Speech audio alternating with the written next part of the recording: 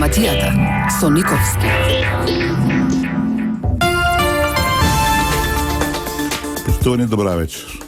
Просто човек да не знае од кај да започне, бидејќи секој нормален жител на оваа држава мора да биде загрижен.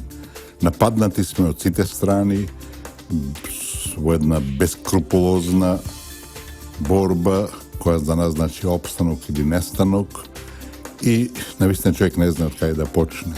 И што е најлошо, она типично наше македонско, наш историски синдром, ние меѓу себе се спремни да се уништуваме, меѓу себе сме се убивале, а како што изгледа така и продолжуваме.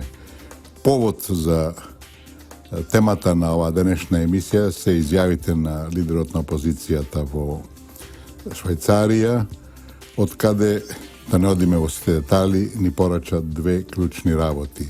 Првата, посуштинската е потребата да се надградувал Охридскиот рамковен договор. Еве што тој тамо тачно кажа. Мора да се оди преку него, преку Охридскиот рамковен договор, доколку сме верувале во еднаквоста и равноправноста.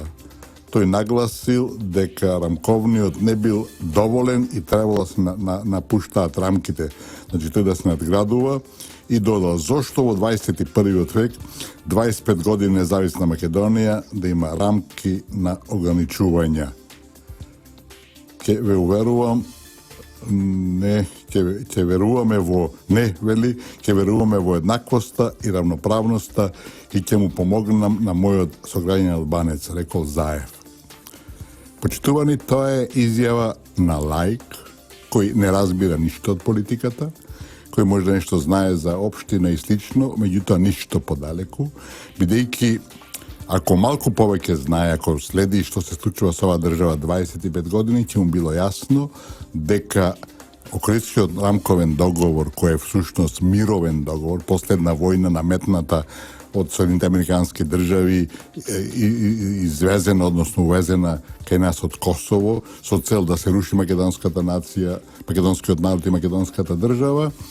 И кога таа војна не успеа, беше донесен Охридскиот рамковен договор. И знаете, тој точно така се вика рамковен, бидејќи треба да биде една основа која ќе ги залаже македонците, а ќе биде основа за понатамошно разбивање на македонскиот карактер на оваа држава, со кој договор де факто веќе во многу што е тоа и направено. И бидејќи тоа е мировен договор во основата, мировните договори не се надградуваат. Мировните договори не се преиспитуваат. Ако е така, зашто ние да не го поставим прашањето на Букурештскиот мировен договор од 1913 година и да бараме да се ревидираат некои да се ревидира, например, распарчувањето на Македонија. Меѓутоа, назад нема. Тој рамковен договор кој ние самите не знаеме што и како е, и зашто уште имаме некој секретаријат во владата за негово спроведување, кога тој рамковен договор е вграден во уставот, уставот е кардинално променен, целокупниот уставен поредок е променен на еден катастрофален начин за македонците и во законите и сега неговата вредност, неговата влијание, неговите последици се завршени. Ние се можеме да зборуваме само за менување на уставот, кој за жал го преминуваат одредени сили и да зборуваме спроведување на законите. Тука сигурно има простор за некакви подобрувања, меѓутоа не можеме да зборуваме за надградба на Охридскиот рамковен договор, бидејќи тоа погубно за оваа држава и за овој народ. Тоа што на таа тема, на таа музика свират албанците, тоа е разбирливо. Нивната цел е да оваа држава стане се албанизира, да се федерализира и да на тој начин тие на некој божемски станат равноправни.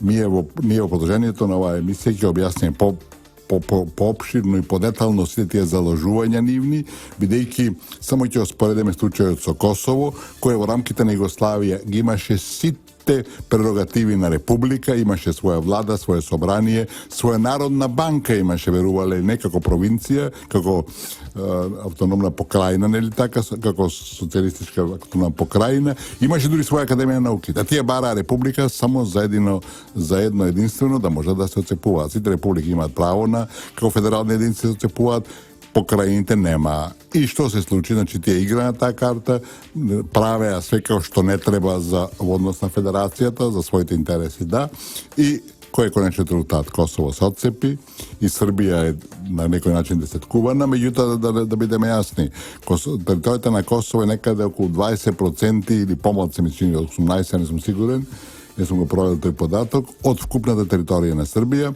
додека ова што сака да го отцепат албанските националистички кругови и отприлike 40-50% од Македонија и другиот дел ќе биде нефункционален. Со тоа значи се распива државата. Во продолжение ќе објасниме подетално, меѓутоа сега да ни биде сосема јасно и без да остане без никакви дилеми дека заложбите кои ги артикулираше заедно во Швајцарија се уништувачки за оваа држава. Тоа некој велат предавство, тоа предавство е мал збор за такво нешто, тоа е доказ за целосно неразбирање на условите во кои живее се одржува држава, за условите во кои живее овој народ, значи тоа покажува еден дилетантизам од максимален карактер и покажува нешто што нема скрупули и нешто што очајнички се обидува да добие власта во држава. И затоа на 11 октомври тоа не смее во никој случај да го дозволиме. За дипломатијата со Никовски. Почитувани, бидејќи нашата македонска глупост е неограничена и се уште не можеме да слушаме македонска музика, оваа вечер ќе слушаме парчиња од музиката на браќата Штраус, ова беше Радецки марш и некои други ќе слушаме нивни дела, бидејќи велам, нашата глупост нема крај и се продолжува таа една навистина безсмислена ситуација да не можеме да слушаме македонска музика. Но да се вратиме на нашата тема. Значи, зборуваме за Охридскиот договор, за заложбите на лидерот на опозицијата за негова надградба, што е погубно за Македонија. Јас да ви кажам искрено поголема глупост во последниве 10-20 години не сум чул од тие негови изјави Швајцарија. Човекот очигледно изгубил ориентацијата и видите во основата, ако сакате, надградба на било каков договор во оваа смисла на повеќе права на малцинствата, на етнички заедници, како сакате наречете ги, никој што треба да биде спорна тема, ако зад тоа не се кријат некакви тајни намери. Знаете, има една убава изрека која вели дека кога некој има скриени намери, со него не може да се договориш. Бидејќи како да се договориш, ќе изгубиш и ќе бидеш направен смешен и ќе загубиш се. Во овој случај токму така. Ние имаме една водечка гарнитура на албанците во земјава, која заговара еден национал шовинизам. За сето тоа стои големо албанскиот проект, кој, да повториме, макар 70% со независноста на Косово е реализиран и сега остана уште Македонија. Бидејќи Македонија не успеа да ја распрчат во 2001 година, да ја потсетам дека првите 5 соопштенија на ОНА беа многу јасни дека таа војна се води за ослободување на албанските територии во Македонија. После тоа, кога видоа дека тоа не успее, 6-то соопштение на ОНА беше дека се бори за човекови права. И апсолутно да биде краен, максимален и недвосмислен. Албанските политички партии во земјата, тогаш беа ПДП и ДПА, нема поим што се случува, кој стои зад ОНА, кој е тој Али Ахмети и неговиот Војко Фазли Велију и слично. И овие натрапници од Косово се бореа за човековите права на македонските албанци, а тие да немаат поим. Мислам, ако тоа се разбере, а тоа не е спорно, све друго не треба да се објаснува и дискутира, бидејќи се после тоа станува сосема јасно. Значи, како не успеа тој, значи, таа војна, направен е подметнат Охридскиот рамковен договор, рамковен намерно, кој што рековме, затоа што треба да биде тој, значи, да се шири и да ја постигне целта која не беше постигната со војната, односно да се албанизира деловите, цела Македонија по можност, да се федерализира земјата и на тој начин да се затвори тоа така наречено македонско прашање. Најавме на почетокот дека од сите страни сме нападнати, значи на две линии се води фронтот. Првата е името на државата, со која треба така да се прекаси државата, раздебити македонскиот народ, и од друга страна паралелно се води ова додатна војна на албанизација, на земјата, на создавање на една федерација во која единствена разлика од сегашната ќе биде само правото на федералната единка да се одвои, да се отцепи, и тоа е картата на која играат. Дека тој албански национал шовинизам доминира меѓу водечките албански кругови и дека се тоа што ни се случува е во нивна режија, додека најголем дел од народот барем додека не го исполитизира и не му ги испра мозоците, мислам на албанците во Македонија, беше добронамерен, со комшите македонци живеа без никакви проблеми, младите луѓе не беа индоктринирани во една погрешна насока, додека сега сите партиски програми на албанските партии се во смисло на дефинирање, консензуална демократија, односно консензуални избор на личностите на влада и слично и така натака, и во крајна линија е овај проширување на албанскиот јазик, изедначување со македонскиот, што е се во сушност значи и води кон федерализација на државата. А разликата меѓу сегашната позиција уставно уредување на државата, која има унитарен карактер, и федерализацијата е само правото на секоја федерална единка на отцепување. Тоа го спомнаме прегаска беше случајот во Косово, кога Косово ги имаше сите права и Академија науките имаше на Косово, меѓутоа им фалеше статусот република за отцепување. Тие го постигна тоа на крај со војна, која воде американците, кои исто така стојат за сите овие настави во Македонија, и вие сите слушате дека има нека реков чадор, дека чадорот ни ги мрси конците, дека чадорот ни ја води политиката во држава. Чадорот почитувани се Соединените американски држави. Мнозина не се спремни да го тоа отворат до крај. Еве да го кажеме ние кратко и јасно, чадорот кој ја води операцијата, така наречена прислушување, чадорот која генерираше, која контролираше и која спредуваше оваа криза, и кој во рамките на таа криза, прво да подсетиме, беше Куманово на 9 мај мината година, кога една група терористи 30-40 дојдоа, после тоа се објави. Мислам, веќе нема никакви дилеми, тие сами призна дека дошле во Куманово по договор да постават услови за нов рамковен договор, а и после тоа им било гарантирано од кого вие предпоставувате, јас предпоставувам, од нивните прекоокеански пријатели, дека нормално ќе се повлечат. Меѓутоа, нашата полиција која ги следеше, на крај не им го дозволи тоа, туку превзе еден одлучителен удар со многу за жал жртви, меѓутоа тие жртви, да знаете, се символот на опстанокот на Македонија во овој момент. Ако опстанеме еден ден, дај Боже, така ќе биде.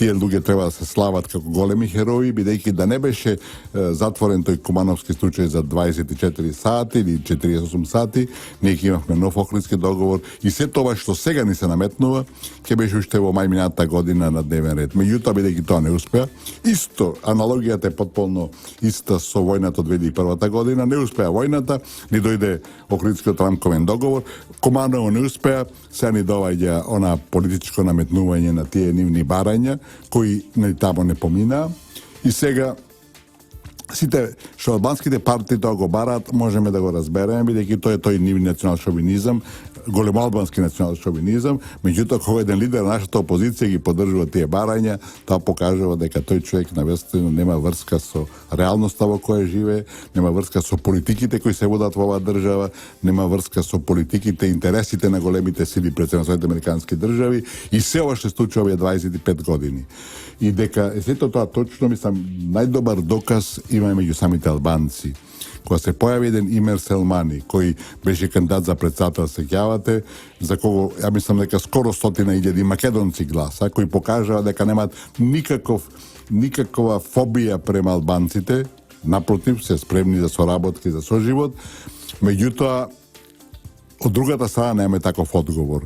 И Емир Селмани пропадна, неговата партија пропадна, бидејќи тој заговараше еден соживот, еден граѓански концепт кој сега формално но спомнува и опозицијата наша, за кој нема никаква основа моментално, бидејќи со Охрид беше тоа апсолутно уништено, граѓанскиот концепт на државата беше сотрен во својата основа. И велам сега, значи го имаме онај план Б, кој сите тие барања кои не успеава со со Куманово 2015 година, сега се реализираат на друг начин. И уште клучното нешто е исто така што лидерот на опозицијата често пати го лансира околу еднаквоста на албанскиот јазик и пропагира дека зашто да не учиме ние албански, место обрато да биде. Само ќе го кажеме случајот на лидерот на ДУИ, Али Ахмети, кој неодамна рече дека македонците мораат да учат албански. Тој никој не го чул да каже дека албанците оваа држава, кои се малцинство и кои треба да учат македонскиот јазик, никој што не го кажал, а покрај тоа, тој исто или Али Ахмети никогаш не прозборил збор македонски јавно, иако е очигледно дека го знае, така се гледа кога разговара со Груевски, например, тој нема преводувач, го зборува на македонски, тој од Заја, значи тамо пораснал не знам до која година, го научил македонскиот јазик, никогаш не го прозборил, што е една голема навреда за сите наши македонци, што покажува дека тој се гади од тој јазик, дека тој ме испод честа, а имаме ситуација кога еден голем број на странски дипломати во оваа наша земја, вклучувајќи голем број на амбасадори, го зборуваат македонскиот јазик, али еден Али Ахмети уште нема решено да се обрати на било кој јавен настан на македонски јазик. И велам, тие заложби и на Заев, и за албанскиот јазик, и за надградба на било кој договор, вклучувајќи Охридскиот рамковен договор, би биле во ред, ако не беа тие задни намери, скриени намери за албанизација, федерализација и отцепување на така наречените албански територии од оваа држава. Ние ден денес имаме кога сите албански лидери, почнувајќи го од сегашниот премиер, поранешниот премиер Еди Рама, поранешниот премиер Бериша, кои зборуваат, нивните дипломати, нивниот амбасадор во Скопје зборуваше за албански територии во Македонија. Тоа е класичен, чисти, неспорен иридентизам и сето тоа, велам, е во рамките на едно прекројување на оваа држава за нејзино де факто вртење во смер на некаква политичка нација, бришење на македонскиот народ, затварање на македонското прашање, кое, велам, како што гледате, се напаѓа од два стратешки правци. Првиот е името на државата, а вториот е редефинирање на оваа држава на еден начин кој во никој случај не може да биде прифатлив и кој значи крај на македонскиот карактер на оваа држава. Затоа, почитувани, не заборавајте, доаѓаат изборите, на нив ќе биде плебисцит, на нив ќе биде референдум, сакаме да обстанеме како народ или не сакаме да обстанеме како народ. Сега слушам дека лидерот на опозиција зборува каква федерација, какво не знам што, ама тој се што прави, што кажуваше, беше баш во таа насока. Вие не може да кажете дека ќе го отепате, не знам, било кој личност или политичар или све, али ако вие све правите да дојде до атентат врз него, вие де факто тоа го реализирате. Така да, дури и да не се изјавува тоа, да не се кажува јасно дека треба да се промени уставот, што го рече јавно на една телевизиска емисија лидерот на опозицијата, мислам, ако вие све превземате во таа насока, вие де факто носите одговорност за тоа, без да кажете конкретно дека да или не. Велам, во нашиот случај, сите тие чекори на опозицијата, сите чекори на политичките партии во Албанија, а се гледам, имаме уште порадикални кои се појават на политичката сцена, како што е Движењето Беса, кој има програма за редефинирање значи за федерација на земјата и нивната програма завршува со зборовите. Доколку тоа не се случи, ќе има војна. Односно, оваа држава нема да преживее. Значи, не е тоа како некоја политичка опција, тоа е ултиматум, тежок ултиматум, кој не води во уништување на оваа наша држава. За дипломатијата со Никовски.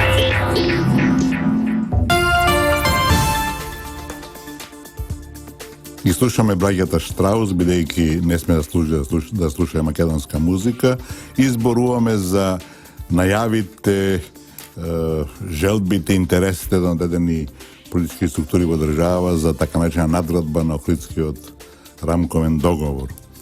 Спомнавме да повториме дека доколку целта на тие желби, интереси не беа скриени намери врз кои се базира големоалбанскиот проект, сето тоа било нормално, меѓутоа кај нас очигледно се работи за посуштински промени, за нова дефиниција на државата, која првиот пат беше постигната со војната во 2001 година, и сега, значи, бидејќи таа војна не успеа, обидите се на еден политички, на некаков легален начин, да целите кои не беа реализирани исполнети во 2001 година, да сега бидат завршени. Мислам дека наивноста со која настапуваат одредени политички представници во државата, вклучувајќи нашата најголема опозиција, која навистина има широка база и веќе има оставено своји и позитивни, иако и негативни решенија во развојот на независната македонска држава. Мислам дека овој пат се на потполно погрешен пат, кој мораме си да го судиме. Аз сум рекол повеќе пати, ги повторам и сега, сум левичар. Меѓутоа, политиките кои те ги заговарат се апсолутно неприфатливи и мислам дека обидите да дојдат на власт на еден нерегуларен начин, еден нечесен начин, не треба никој да ги да ги прифати.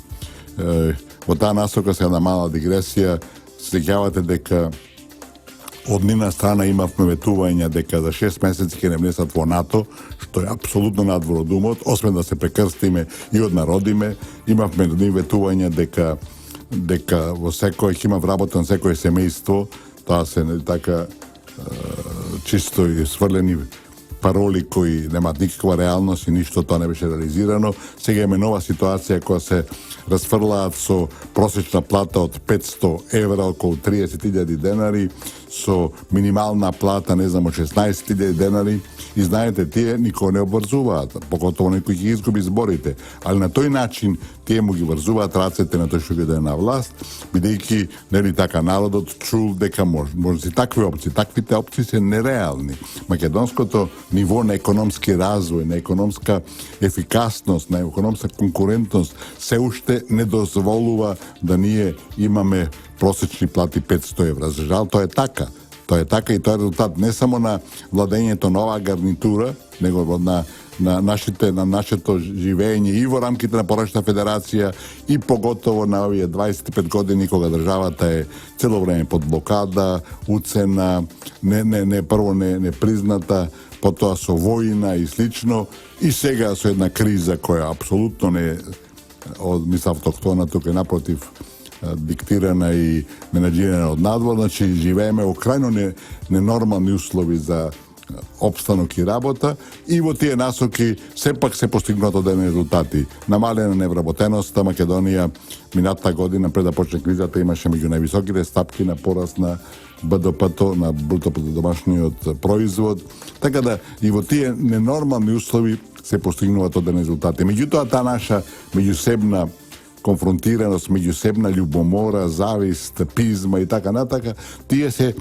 корените, односно методите, односно последиците кои сакаат сето тоа што се постигнува и што може да постигне, што овој народ е талентиран, способен, сето тоа се сече во корен и се враќаме некаде, ако не на почетокот на минатиот век, некаде во средината на минатиот век, кога оваа македонска држава уште не беше ни основана, или од кога беше основана, се сочуваше со друг вид на тешкоти.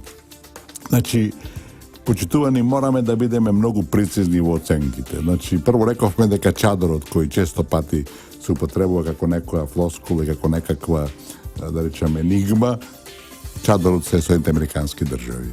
Тие се генераторите на оваа криза, тие се генераторите на непризнавањето на Македонија, тие се менаџерите на војната во 2001 година, нивни тексти е, прво, нивно дело е суспензијата на нашето име, оставно име во Советот за безбедност на Обединетите нации, нивно дело е привремената спогодба, нивно дело е тој Охридски договор. Тој Охридски договор, рамковен договор, како го нарекува, точно така го нарекува рамкове, за да може после тоа се злоупотребува во една негативна насока за мнозинскиот народ.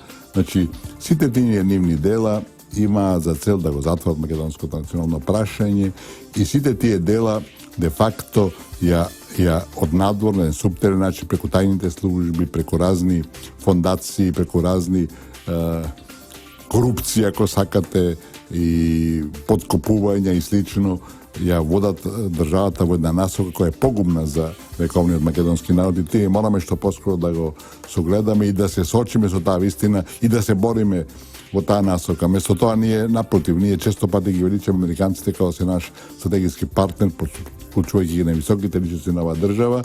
Место да отворно кажеме и да се соочиме со нив, кажеме дајте што сакате да со Македонија.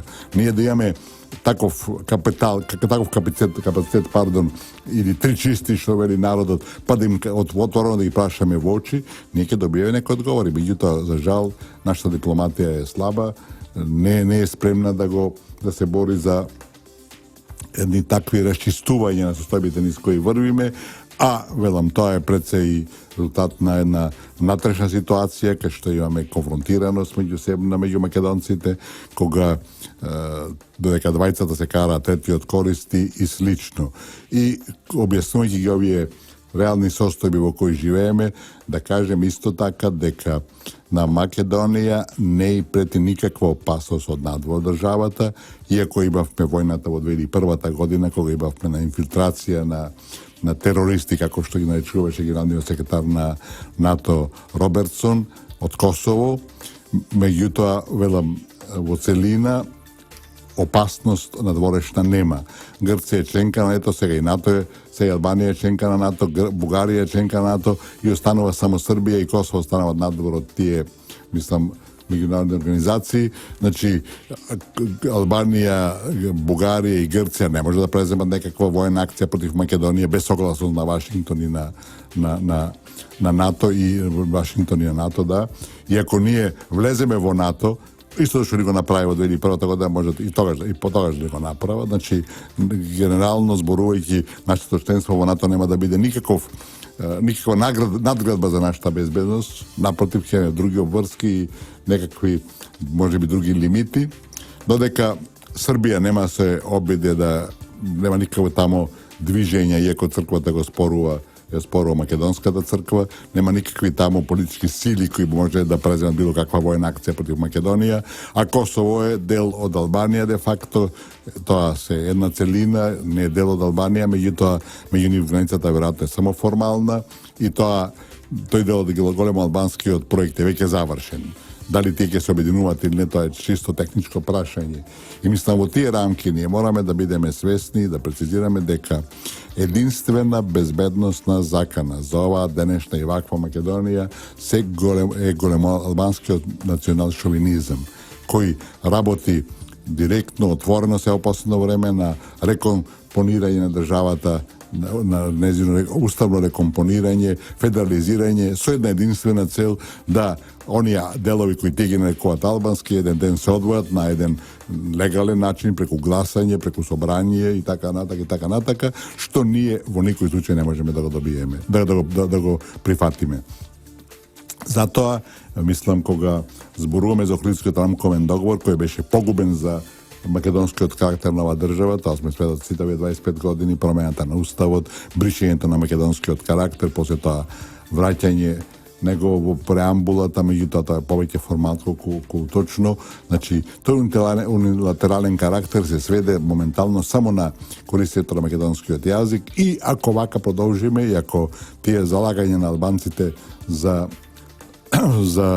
изедначување на двата јазици и тој стоп ќе се сруши и де факто самата федерализација на државата ќе биде прашање на техника, а не прашање на политички одлуки. Затоа мораме да бидеме внимателни до крајност и да не дозволиме да во овај период критичен за оваа држава и за овој народ бидеме невнимателни, да нашите меѓусебни кавги не фрлат на бунишето на историја како народ, а велам дека идеите, концепциите, интересите и на овие национал-шовинистички албански лидери во земјата и на Соединените американски држави се тркму во таа насока. Ништо не се случува во Македонија без некој амин, ако сакате, или согласството од Вашингтон и тоа е таа најцрна реалност со која можеме да се соочиме, а во држава сега за сега нема таков херој, јунак, политичар, како сакате да го наречеме, кој е спремен да отворено каже дека луѓе вака повеќе не може.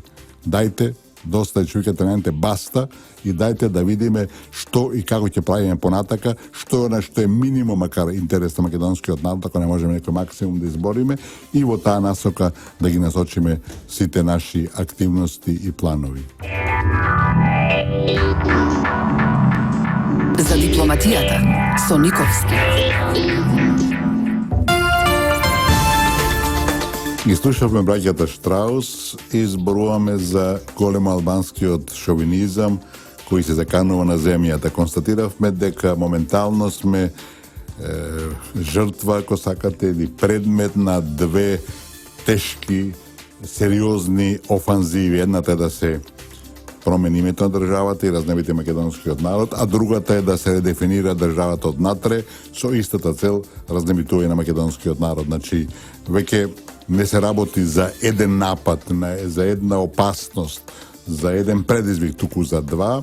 И во таа насока, мислам, дека тоа сето така можеме да потврдиме и со извикувањата на Груби, Артан Груби, вториот човек по многу што во Дуи, најблизок соработник на Ахмети и негов шеф на кабинетот, кој на митингот извикува учака, со тоа ги мотивира присутните, а учака, односно војната од 2001 година е она што е најстрашното што ни се случило во последниве 25 години и подсетувањето на неа веќе покажува дека целта не е некаква обична, туку е дека нешто што така се продолжува и на еден безмилосен начин сака се заврши тоа. Знаете, кога зборуваме околу името, мораме да констатираме дека доскоро албанските политички лидери, особено Ахмети, беа крајно внимателни околу тоа прашање, иако од самиот почеток, сега враќајќи се поготово назад, мора да ми биде јасно дека името им оди апсолутно во корист на албанците, кои сакаат редефинирање на државата, прекројување на државата, федерализација на државата и во моментот кој ќе биде прекрстена таа, кој ќе нема македонски народ, по многу што оваа држава ќе не е потребна. Значи, тие како на времето, да ве подсетам дека Штази, она една страшна тајна служба од Источна Германија, една бескрупулозна, опасна, ги праќаше своите шпиони во Западна Германија, така наречени заспани шпиони, кои 10 години после бегањето во западниот дел беа прикриени, не се експонира, си работеа нормално, божем, немат врска со Штази и после 10 години почнува да ја вршат својата должност.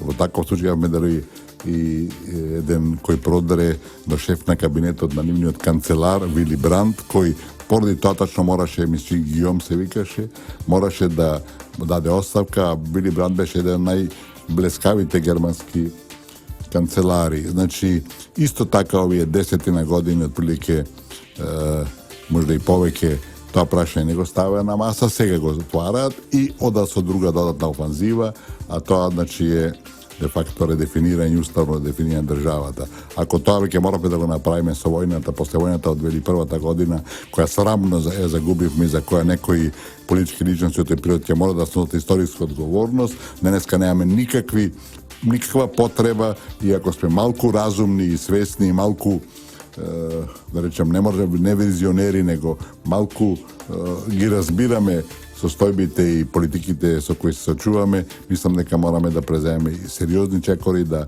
такво нешто не дозволиме. Значи, се наоѓаме пред еден тежок предизвик, се наоѓаме во една ситуација кога оваа држава на 11 декември излегува и на плебисцит, и на референдум, и секој од нас треба да излезе да гласа за себе, за своето семејство, за својот народ и за иднината на оваа држава. Ако тоа го пропуштиме и ако се реализира она сценарио кој е сега на маса, тоа значи да најверојатно владачката партија победи со мало мнозинство, да не може да формира влада, да биде уценета од албанците, од друга страна нашите опозиционери ќе прават се тие да не успеат, нели така? И тоа може да значи по многу што крај на оваа држава, односно да македонците одидат во меѓубриштето од историјата. И уж само на кратко уште една од глупостите кои шефот на опозицијата ги кажа во Швајцарија. вака вели, и не може сите да бидат лоши околу нас, а ние да сме најдобрите. Ако сите се скарани со Македонија, проблемот е во Македонија. Таква глупост да изјави мојот внук од 10 години, ќе мислам дека видите детето уште не ги разбира работите, ама да изјави еден политичар кој има големи амбиции во оваа држава, навистина е жалосно и тажно. Грција, да не ви повторува почитувани, че Грција не признава македонски народ, Бугарија мисли дека сме бугари, србите не признаваат црквата, албанците викаат за албански територии во Македонија, а ние сме виновни. Па ако сме виновни, тоа навистина служуваме да не казнат. Или да го кажеме на поинаква основа, значи односно да го коментираме вокабуларот, речникот на Заев. Скарани. Ние со никога не сме скарани. Ние напротив сме во одбрана, ние сакаме да одбраниме нашето универзално право, а тоа е неспорно на секому. И да го завршиме полека ова наша тема, ќе продолжиме во следните наши емисии, бидејќи таа постојано актуелна. Денеска да по нашиот обичај да затвориме со онај апел кој ми велат дека станувам досаден, меѓутоа јас ќе го повторувам дека сум присутен на ова радио, купувајте македонски производи. Купувајќи ги нив, парите остануваат во оваа држава и се отвара простор за побрз наш развој, за поголеми плати, за вработување нашите деца, внуци и слично. Не заборавајте дека сите војни во минатото беа за територии и за економски интереси. На Блискиот исток имаме постојани војни судири само ради економските интереси на големите, а тоа е нафтата, разбирате. Така да на крајот на денот останува она што сте заработиле и она што сте го постигнале како економски резултат. Сите други политики се само во таа насока за економски некаков развој, за економска перспектива и за економска добробит. Социјализмот, почитувани, пропадна токму ради економските проблеми. Во социјализмот беше проблем да се произведе, а во капитализмот да се продаде.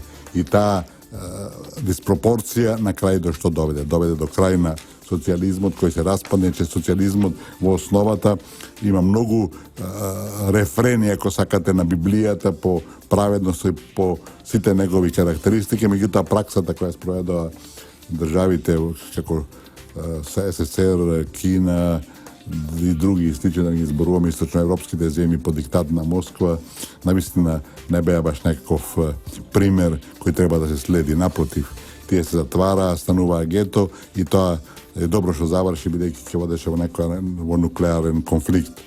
Мудроста за денеска е на некој начин поврзана со темата. Познатиот германски поет Хайнрих Хајне, кој живееше од 1797 до 1856 година, рекол и не порекол: искуството е добра, но скапа школа. Поуката е за нас, почитувани, да учиме од српското искуство со Косово. Во Србија, значи, направија политички грешки кои водеа во тоа да го изгубат Косово. Кај нас ни се случуваат апсолутно истите стереотипи кои водат до федерализација и разбивање на оваа држава. Да не чекаме да од нашето искуство учиме ќе биде доцна, да го искористиме српското искуство и да не дозволиме да се повтори историјата. Тоа беше за денеска, почитувани слушатели. Ви посакувам добро попладне. Благодарам за вниманието. Се слушаме следниот петок, а ви понатак останете на истата бранова должина. Трговско радиодифузно друштво, Радио Слободна Македонија. Уредник и водител на емисијата Ристо Никовски. Датум на продукција 25 ноември 2016 година.